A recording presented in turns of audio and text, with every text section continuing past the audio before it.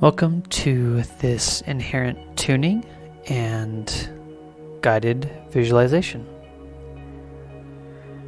Remember that as part of these experiences, you will have a moment near the end where you will be able to write down insights, write down what you hear in your heart and mind. And so get something to write on, and then we'll dive in.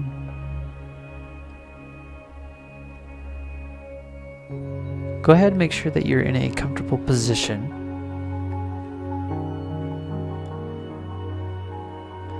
Sitting down or lying down, feet flat on the floor. Make sure there's no distractions around you. Just be in a place of stillness. Go ahead and close your eyes and take some deep breaths in through your nose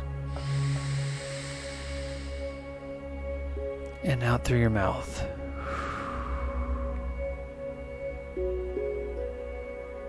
Go ahead and repeat this, and as you exhale, the next moment you exhale, I invite you to release.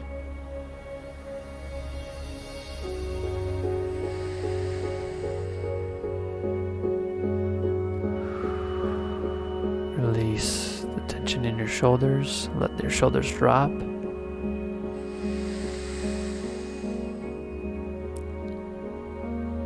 Release the tension in your forehead, your face.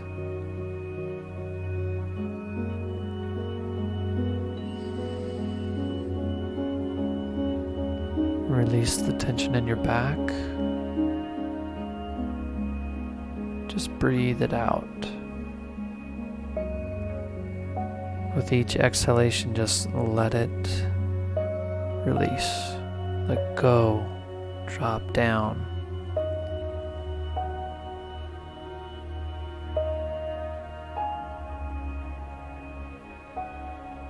Surrender.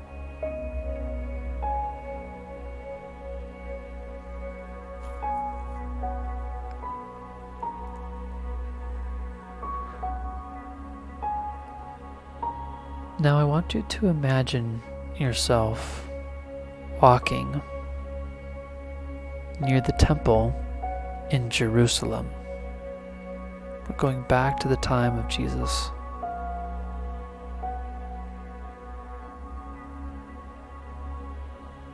And as you walk around, you're surrounded by other people who have come to worship and to learn. You can hear the sounds of people praying, the shuffling of feet on the stone floor, the dustiness in the air. You can feel it. You can hear the murmur of voices.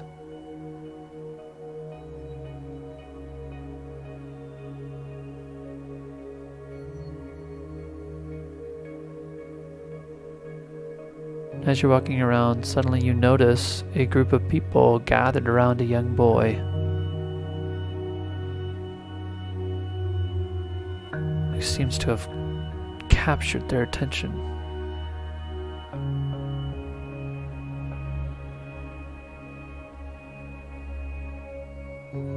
As you get closer, you realize that it is Jesus Christ, only 12 years old. And he's teaching and sharing his insights with the elders and scholars of the temple.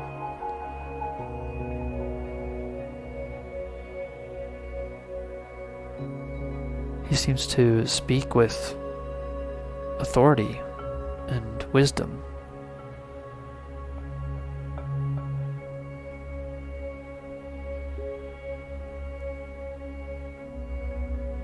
You watch in amazement as Jesus speaks, also just attentive. His words are filled with deep understanding and clarity that belies his young age.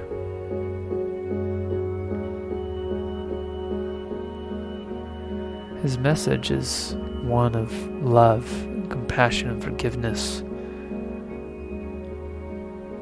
And just in hearing these words, you feel a sense of peace and hope wash over you as you listen.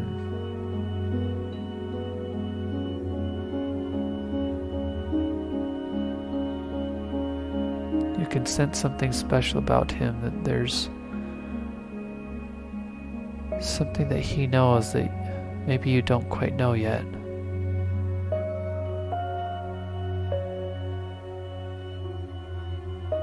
You sense that he knows why he's here, what he's meant to be doing.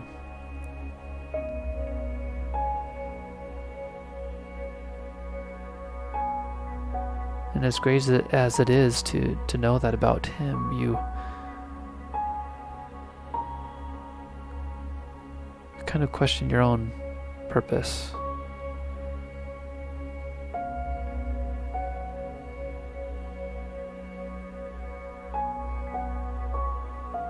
You naturally wonder what you're here for.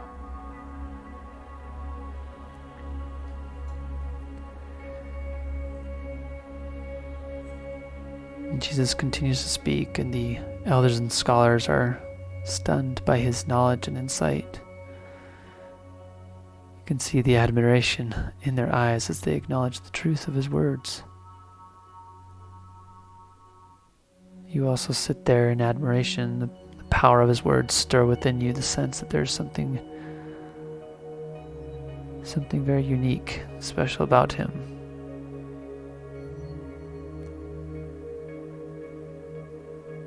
His presence is like a beacon of light. You feel as though some of the darkness and confusion of the world has even been dispersed from your life as you just sit in his presence.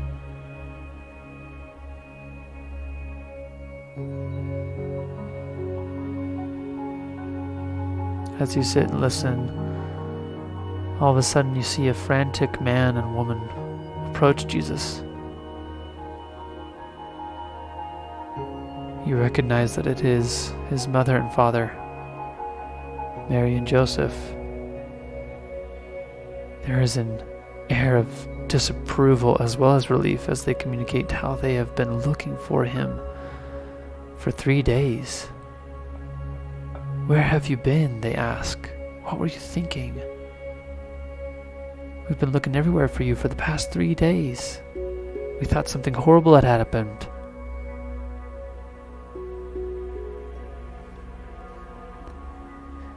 You are surprised at this news, but even more shocked to see that Jesus isn't bothered by this sudden frustration from his parents.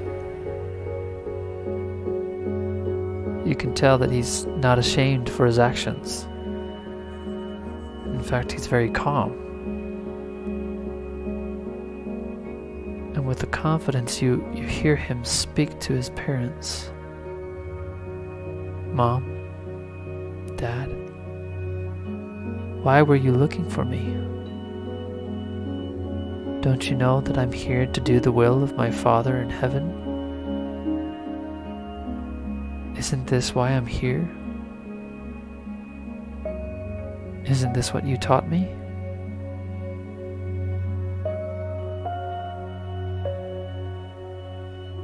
Mary and Joseph looked at him and looked at each other, unsure what to say or think, mostly exasperated from their days of searching for their seemingly lost son.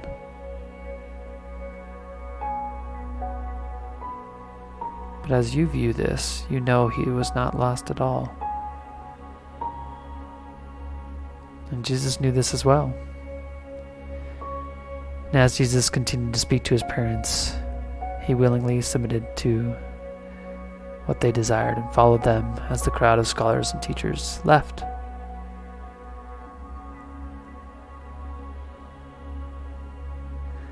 And as you see them start to leave, something burns within you. a desire to let Christ's parents know of the power of their son's words. You rush over to meet them and tap Mary on the shoulder, apologizing for the intrusion. I just want to let you know that your son's words have changed me. He shared how I did not need to bind myself to all the laws and traditions of men, and that there would be a time in which the Savior would come to heal all wounds and to make right every wrong. He spoke of love and of relationship to God. It was beautiful. I've never heard anything like it. Your son is a gift.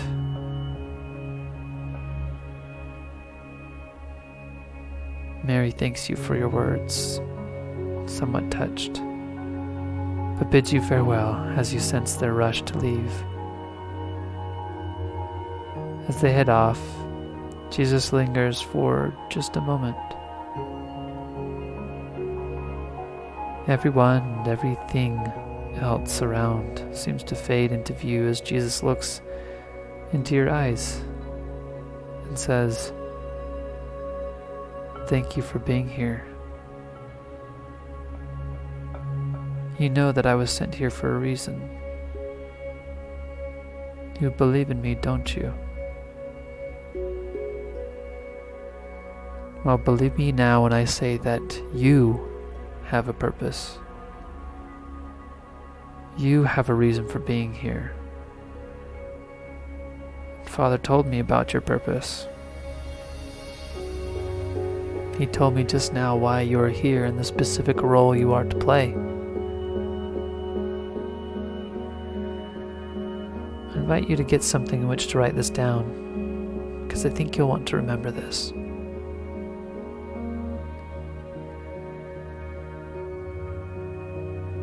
Your purpose is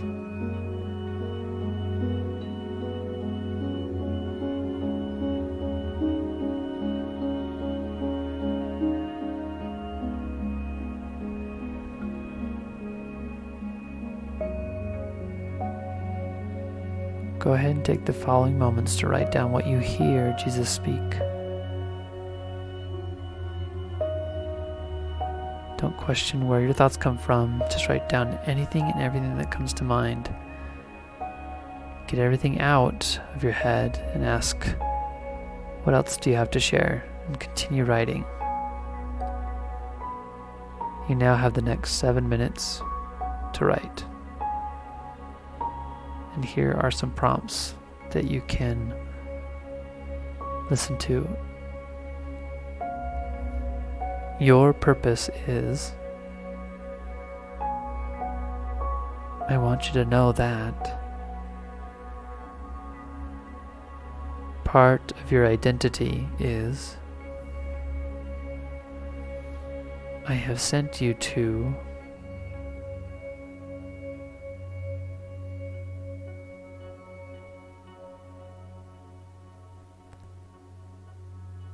the name I call you is.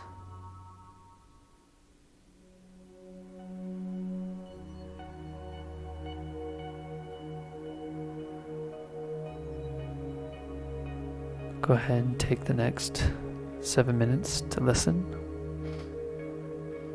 and write down what you hear.